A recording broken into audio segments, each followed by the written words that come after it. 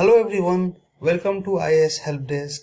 Today we are going to see lecture 3 and under this we will see concept associated with the national income. Before understanding the national income, it is important to understand economic growth and economic development. So let's see each of them. IAS Help Desk announces the launch of Gist of NCERT books from class 6 to 12 for all the subjects. As you can see, it is a book on Indian economy and socio-economic development. Each book will cover the trend analysis of the subjects and then important topics from which previous year questions have been asked. It will cover all the chapters of the NCERT books and it will be in a point format so that you can revise it before the examination in an easy format. And it will cover the previous year questions from 2011 to 2023 as well as sample questions based on the NCERT material. You can download the sample material from here and if you found it useful, you can buy the ebook. Thank you. Economic growth. Economic growth signifies the increase in the production of goods and services within an economy, which is often measured by GDP और GNP.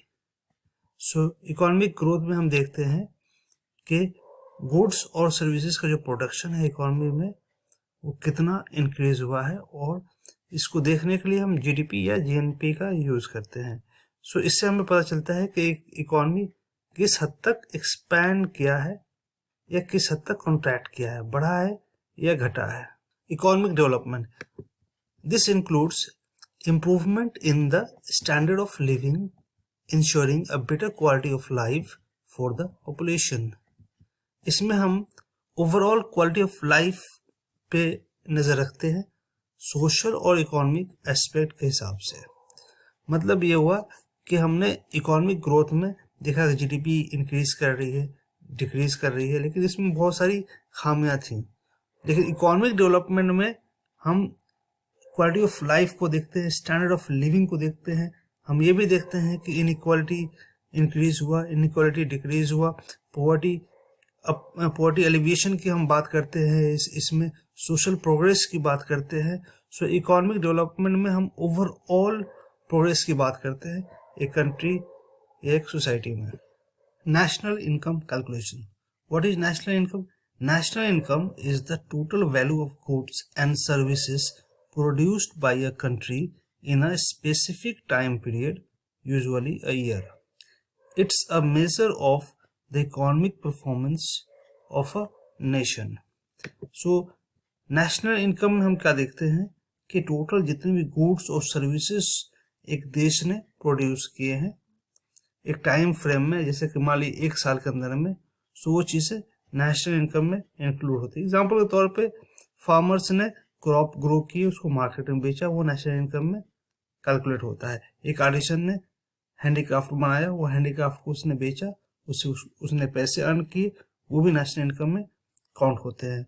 सो हम जब सब जितने भी income है, जितने भी production हुए हैं एक कंट्री में एक साल के अंदर में, सारे प्रोडक्शन को लेते हैं और लेकर जब उसको काउंट करते हैं वो नेशनल इनकम में उसको जोड़ा जाता है. Statistical process. Under this we see CSO, Central Statistical Office. CSO is a government agency in India under Ministry of Statistics and Program Implementation. इसका काम है जीडीपी को कैलकुलेट करना, लेकिन 2019 में ये NSSO के साथ मर्ज हो गई और एक नया ऑर्गेनाइजेशन बना जिसका नाम पड़ा NSO, नेशनल स्टैटिस्टिकल ऑफिस. सो अभी आज के डेट में NSO जीडीपी कैलकुलेट करती है, जीडीपी अकाउंटिंग में उसका रोल होता है. Evolution of national income calculation in India. इसको दो पार्ट में हम देखते हैं, pre independence era and post independence era. Pre independence era में कुछ नाम आते हैं जैसे कि Dadabhai Naoroji, sir RC Desai. RC Desai 1931 में अर्लीस्ट अटेम्प्ट लिया था, शुरुआती अटेम्प्ट लिया था नेशनल इनकम कैलकुलेट करने के लिए. पोस्ट इंडिपेंडेंस एरा में हम देखते हैं कि CSO जो 1950 में स्टैब्लिश हुआ था उसने नेशनल इनकम कैलकुलेट करना स्टार्ट किया. 1960 में शिफ्ट हुआ, system of national accounts form हुआ. जो इंडिया का नेशनल इनकम कैलकुलेट करता था, और ये इंटरनेशनल स्टैंडर्ड के हिसाब से इसने कैलकुलेशन करना चालू किया नेशनल इनकम को।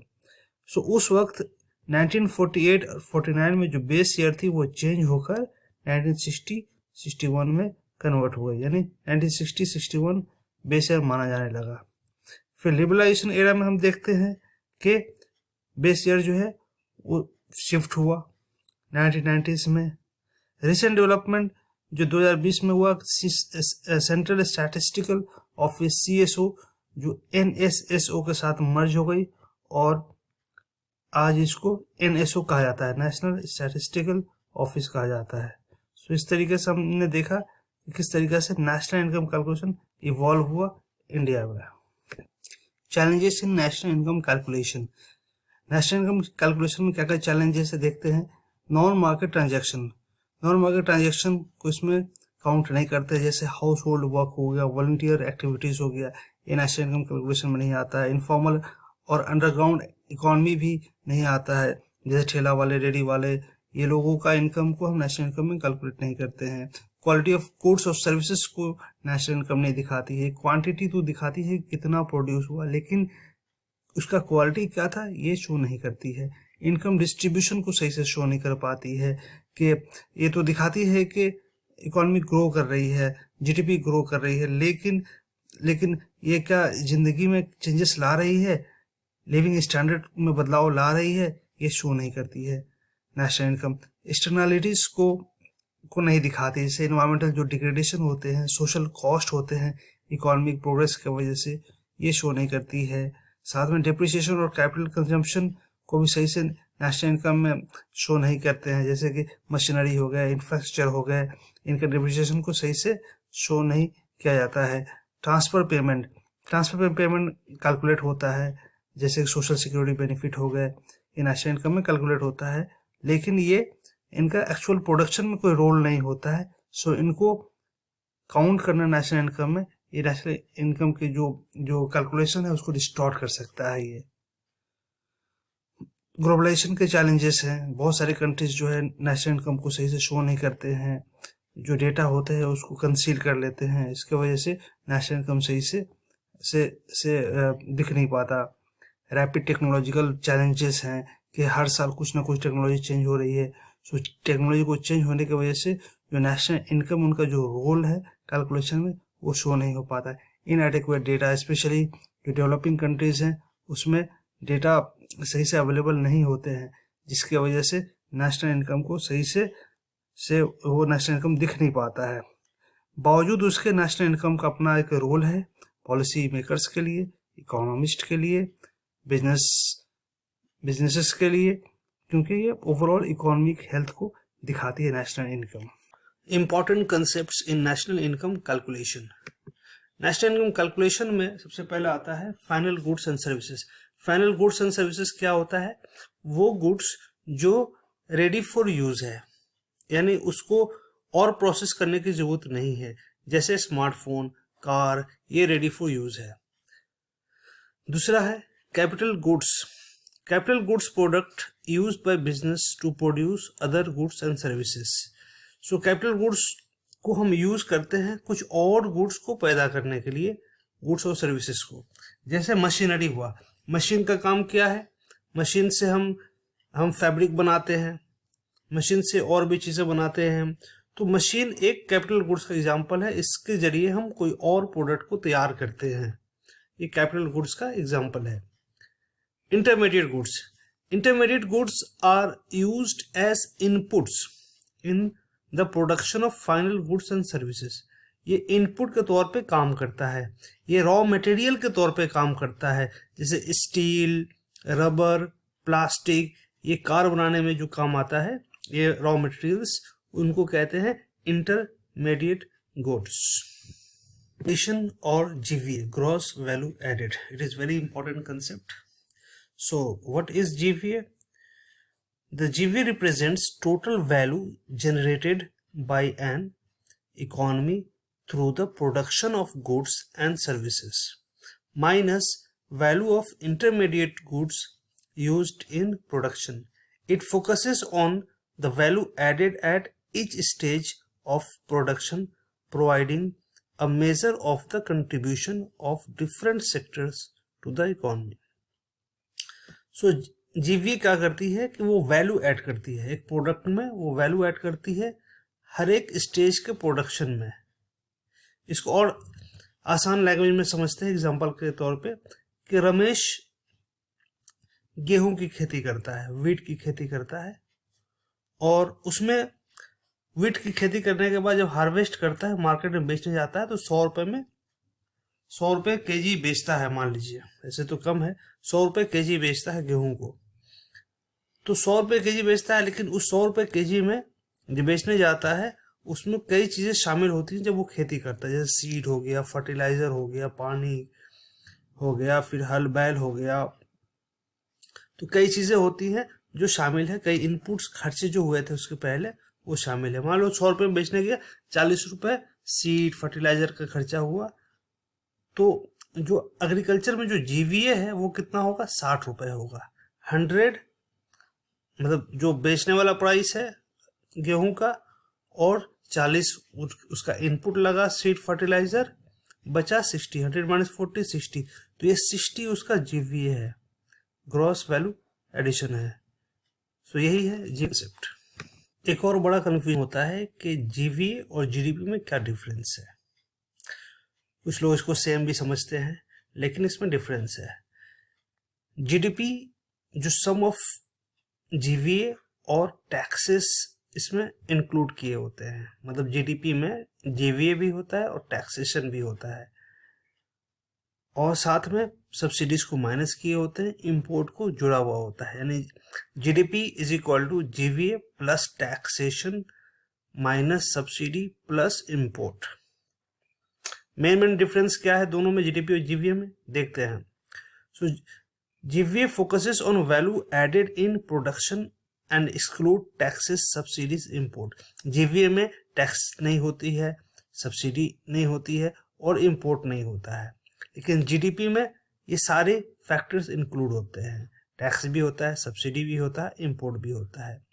जीवीए एक इंडिविजुअल सेक्टर का परफॉर्मेंस को दिखाता है, जैसे हमने एग्रीकल्चर का एग्जांपल लिया है, तो इंडिविजुअल सेक्टर्स को देखते हैं हम जीवीए के थ्रू, लेकिन जीडीपी में हम सारे सेक्टर को देखते हैं, एग्रीकल्चर देखते हैं, इंडस्ट्री देखते हैं, सर्विस सेक्टर देखते हैं, सारे सेक्टर को मिला के देखा जाता है जीडीपी में। जीवीए एक कंपोनेंट है जीडीपी का, लेकिन अगर क्लोज इकोनॉमी में जहाँ पे इंपोर्ट एक्सपोर्ट नहीं हो रही है, उस सिचुएशन में जीवीए और जीडीपी सेम होगा, क्योंकि जीडीपी हमें पता है कि जीडीपी में इंपोर्ट भी शामिल होता है, लेकिन जीवीए में नहीं होता है। तो ये बेसिक डिफरेंस है जीडीपी और जीवीए में। Boundaries of nation. Boundaries of nation में क्या होता है कि ज्योग्राफिकल लिमिट है जो कि कंट्रीज के जितने इकोनॉमिक एक्टिविटी है उसके अंदर में होते हैं। सिंपल सी बात है कि इंडिया है, इंडिया में जो भी इकोनॉमिक एक्टिविटीज होते हैं वो बाउंड्रीज ऑफ नेशन कहलाता है। इकोनॉमिक टेरिटरी मोर और लेस सेम है। इकोनॉमिक टेरिटरी में वही है कि एक कंट्री के बॉर्डर के अंदर में जो भी इकोनॉमिक एक्टिविटी होते हैं इकोनॉमिक टेरिटरी का कहलाता है, जहाँ पे प्रोडक्शन, कंजम्पशन, एक्सचेंज, ये सारे एक्टिविटीज होते हैं। Gross income versus net income. हम नेशनल इनकम की कैलकुलेशन में देखते हैं, जीडीपी की कैलकुलेशन में देखते हैं कि ग्रॉस डोमेस्टिक प्रोडक्ट होता है, जीडीपी होता है, फिर एनडीपी होता है, नेट डोमेस्टिक प्रोडक्ट। सो जीडीपी और एनडीपी में ग्रॉस और नेट आता है, इसलिए हमें ग्रॉस और इनकम को समझना है कि ग्रॉस होता है क्या। ग्रॉस का मतलब ये होता है कि टोटल जो इनकम होती है उसे कहते हैं ग्रॉस, और जो एक्सपेंसेस काट के जो इनकम बचता है उसको कहते हैं नेट। एग्जाम्पल के तौर पे एक बिजनेस ने अर्न किया 1 लाख रुपीज, तो उसका ग्रॉस इनकम हुआ, वो ग्रॉस प्रॉफिट हुआ, लेकिन उसमें से खर्चे हो गए 20,000 रुपये। कुछ उस इनकम के इनकम करने के लिए बहुत सारे एक्सपेंसेस भी होते हैं, तो 20,000 एक्सपेंसेस हुए इनकम करने के लिए, तो बचा 80,000। सो 80,000 जो है वो है net income. 1 lakh rupees gross income है, एक्सपेंसेस 20,000 थे, so 1 lakh minus 20,000 is equal to 80,000। 80,000 net income है, और 1 लाख जो अर्न किया था वो था gross income. Factor cost. Factor cost is the total cost of input, land, that is land, labor, capital used in the production of goods and services. So goods और services को produce करने के लिए जो इनपुट्स लगते हैं, जमीन लगता है, लैंड लगता है, कैपिटल लगता है, इसको कहा जाता है फैक्टर कॉस्ट. एग्जाम्पल के तौर पे एक कंपनी 50,000 रुपये लेबर को देती है, सैलरी देती है, 30,000 रुपये वो रॉ मटेरियल में खर्च करती है और 20,000 रुपये वो रेंट देती है जगह का. तो उसका फैक्टर कॉस्ट क्या हुआ? फैक्टर कॉस्ट उसका 1 lakh rupees. 50,000 labour, 30,000 raw material and 20,000 rent. 50 + 30 + 20 = 1 lakh rupees. ये होगा factor cost. Depreciation or consumption of fixed capital. So it represents the reduction in value of fixed asset, machinery or building over time due to wear and tear. So कोई भी जो capital होती है, जो भी machinery होती है या बिल्डिंग होती है, उसकी वैल्यू जो कि तो नहीं रहता है, ये समय के साथ उसका वैल्यू कम होता है.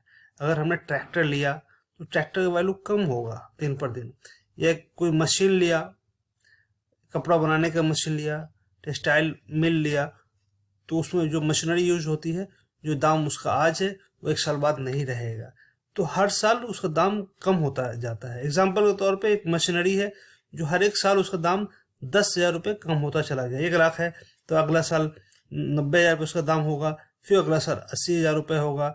तो उसको कहते हैं डिप्रिसिएशन या consumption of fixed capital. Net factor income from abroad, इसका मतलब सिंपली ये होता है कि जो इंडियन रेसिडेंट हैं वो बाहर जाके अगर काम कर रहे हैं, पैसे अर्न कर रहे हैं, तो वो पैसा और जो फॉरेनर इंडिया में रहकर अर्न कर रहा है वो पैसा, दोनों का जो डिफरेंस है वो होता है net factor income from abroad. Example के तौर पे एक इंडियन सॉफ्टवेयर कंपनी है जिसने यूएस में अपना ऑपरेशन चालू किया है, काम चालू किया है और वो प्रॉफिट अर्न करता है.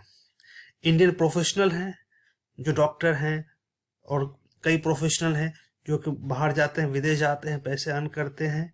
सो उनका इनकम, सॉफ्टवेयर कंपनी का या इंडियन प्रोफेशनल का इनकम, और एक फॉरेन कंपनी इंडिया में है जैसे कि सैमसंग है, वो इंडिया में पैसे भी अर्न करती है और अपने घर पे भेजती है, अपने देश में भेजती है. तो जो इंडियन का पैसा जो बाहर में अर्न कर रहे हैं और जो फॉरेनर जो इंडिया में रहकर अर्न कर रहा है, दोनों को माइनस करेंगे, डिफरेंस देखेंगे, तो वही होता है NFIA, national factor income from abroad. So NFIA positive कब होता है? जब इंडियन जो इंडियन रेसिडेंट हैं वो बाहर जाके अर्न करते हैं, उनका इनकम फॉरेनर से ज़्यादा होता है जो इंडिया में रहकर अर्न करते हैं, तो उसको कहते हैं पॉजिटिव NFIA. लेकिन जो फॉरेनर इंडिया में रहकर काम कर रहा है और वो ज़्यादा अर्न कर रहा है बजाबते उसके जो इंडियन रेसिडेंट है बाहर में अर्न कर रहा है, तो अगर फॉरेनर का जो इंडिया में रहकर अर्न कर रहा है उसका इनकम ज़्यादा है इंडियन रेसिडेंट के मुकाबले में जो बाहर में काम कर रहा है, तो उसे कहते हैं negative NFIA, negative net factor income from abroad. So ये कंसेप्ट है net factor income from abroad का. इंक्रीमेंटल कैपिटल आउटपुट रेशियो, ये बहुत इंपॉर्टेंट कंसेप्ट है इकोनॉमी में. समझते होता क्या है? It is an economic concept that measures the amount of additional capital needed to produce an additional unit of output. It is calculated by dividing the incremental capital by incremental output. इसको साधारण language में समझते हैं कि ICOR होता क्या है. ICOR का मतलब ये हुआ कि अगर हमें एडिशनल कैपिटल लगा रहे हैं तो हमें एडिशनल उसका कितना बेनिफिट मिल रहा है उसे ICOR कहते हैं. एक और एग्जांपल लेते हैं.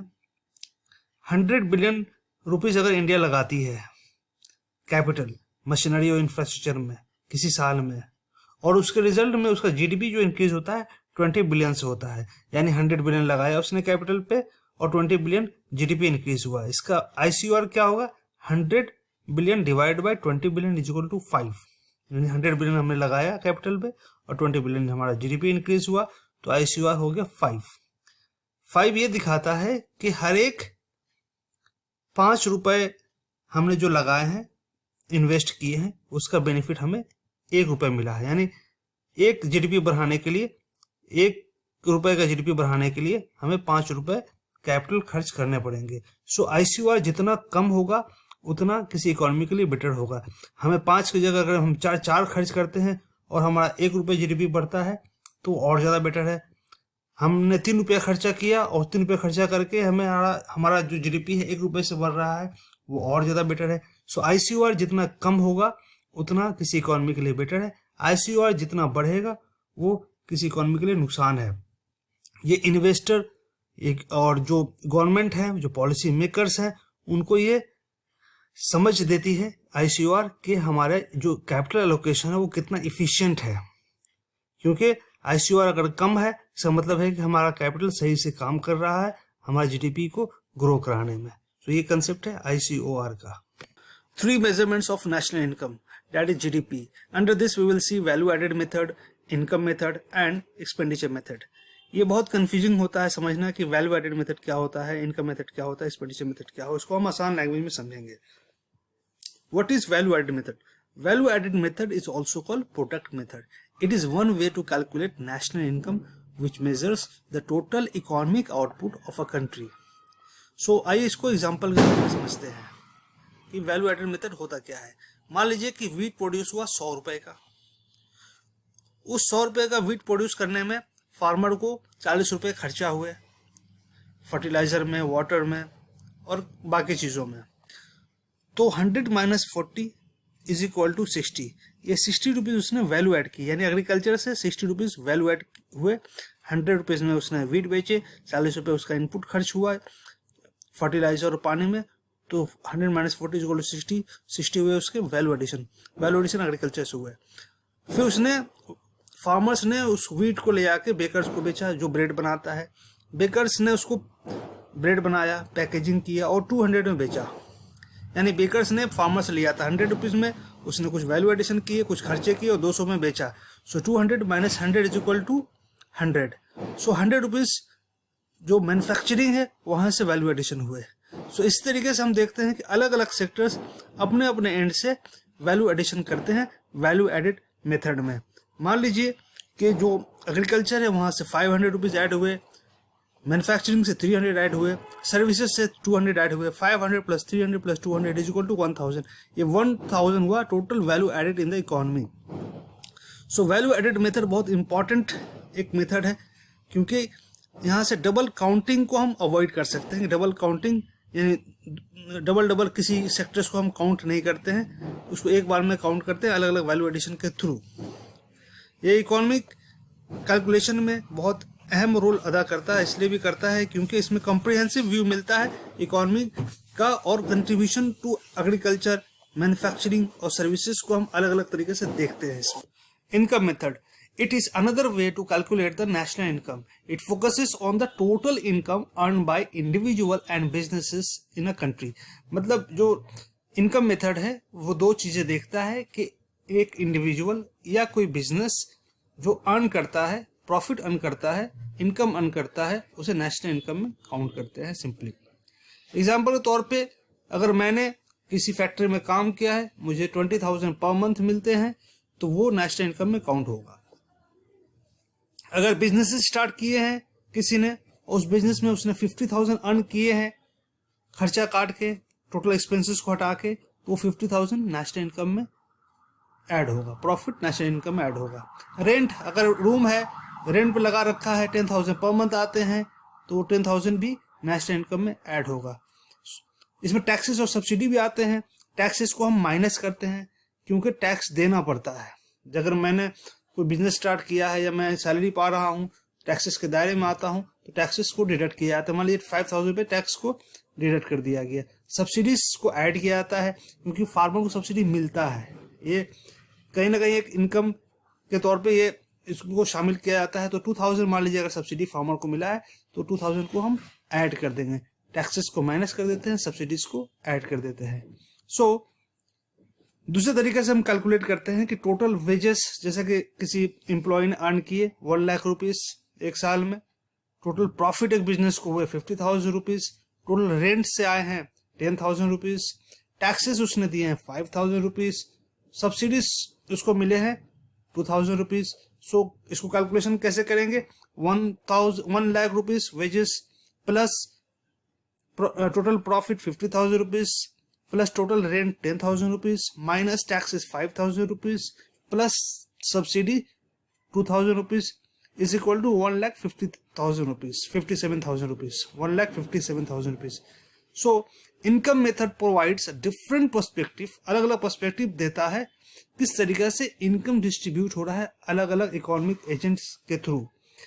ये फैक्टर ऑफ प्रोडक्शन को अंडरस्टैंड करने में हेल्प करता है, जैसे कि लेबर, कैपिटल, लैंड, किस तरीके से कौन किस तरीके से इनकम कर रहा है, wages, profit, rent, taxes, subsidy को किस तरीके से एडजस्ट करते हैं, ये हम देखते हैं इनकम मेथड के through. Expenditure method, it is the way to calculate the national income by looking at the total spending in an economy. ये टोटल स्पेंडिंग जो इकोनॉमी में की जाती है उसको कैलकुलेट करते हैं हम एक्सपेंडिचर मेथड में। स्पेंडिंग जो हाउस होल्ड करते हैं, स्पेंडिंग जो बिजनेस करता है, गवर्नमेंट करता है, वो चीज़ें हम इसमें कैलकुलेट करते हैं। ठीक है, एग्जाम्पल के तौर पे मान लेते हैं कंजम्पशन, पहला आता है कंजम्पशन, जिसको सी कहते हैं। स्पेंडिंग हाउस होल्ड यानी कि जो घरेलू सामान के लिए हमने ग्रोसरीज लिए, कपड़े लिए या एजुकेशन पे खर्च किए, वो कंजम्पशन में हम काउंट करते हैं एक्सपेंडिचर मेथड के थ्रू। फिर इन्वेस्टमेंट किया, जैसे बिजनेसेस कोई कैपिटल गुड्स खरीदता है, बिजनेस मशीनरी, बिल्डिंग, तो ये इन्वेस्टमेंट में शामिल होता है। गवर्नमेंट स्पेंड करती है स्कूल पे, इंफ्रास्ट्रक्चर पे, बिल्डिंग्स पे, एजुकेशन पे, तो वो इसमें काउंट करते हैं। नेट एक्सपोर्ट लेते हैं, एक्सपोर्ट माइनस इंपोर्ट इसमें। सो कैलकुलेशन के लिए हम एक एग्जांपल लेंगे कि कंजम्पशन पे, जिसको सी कहते हैं, 5 लाख रुपीस खर्च हुए। इन्वेस्टमेंट पे, जिसको आई कहते हैं, 1 लाख रुपीस खर्च हुए। गवर्नमेंट स्पेंडिंग हुए 1,50,000 रुपीस, जिसको जी कहते हैं। एक्सपोर्ट, इसको एक्स कहते हैं, 50,000 रुपीस हुए। इंपोर्ट, जिसको एम कहते हैं, 30,000 हुए। So GDP is equal to C plus I plus G plus X minus M is equal to 7,70,000। मतलब मीन्स 50,000 कंजम्पशन पे, 1 लाख इन्वेस्टमेंट पे, government spending 1,50,000, export 50,000, import 30,000। So ये है नेशनल इनकम एक्सपेंडिचर मेथड के थ्रू। एक्सपेंडिचर मेथड ये बताती है कि अलग अलग सेक्टर किस तरीके से स्पेंडिंग कर रहे हैं। इसमें हमें demand of goods and services को समझने में आसानी होती है, और ये इकोनॉमी का हेल्थ दिखाता है कि इकोनॉमी का हेल्थ किस तरीके से है डिमांड एंड सर्विसेज के थ्रू। सो इन शॉर्ट हम देखते हैं एक्सपेंडिचर मेथड में कि हाउस होल्ड, बिजनेस या गवर्नमेंट और नेट एक्सपोर्ट किस तरीके से वर्क कर रहे हैं। सारे को हम ऐड करते हैं और ऐड करके जो वैल्यू आता है वो एक्सपेंडिचर मेथड में काउंट होता है नेशनल इनकम के लिए। Thanks for watching our video. Please like, share and subscribe.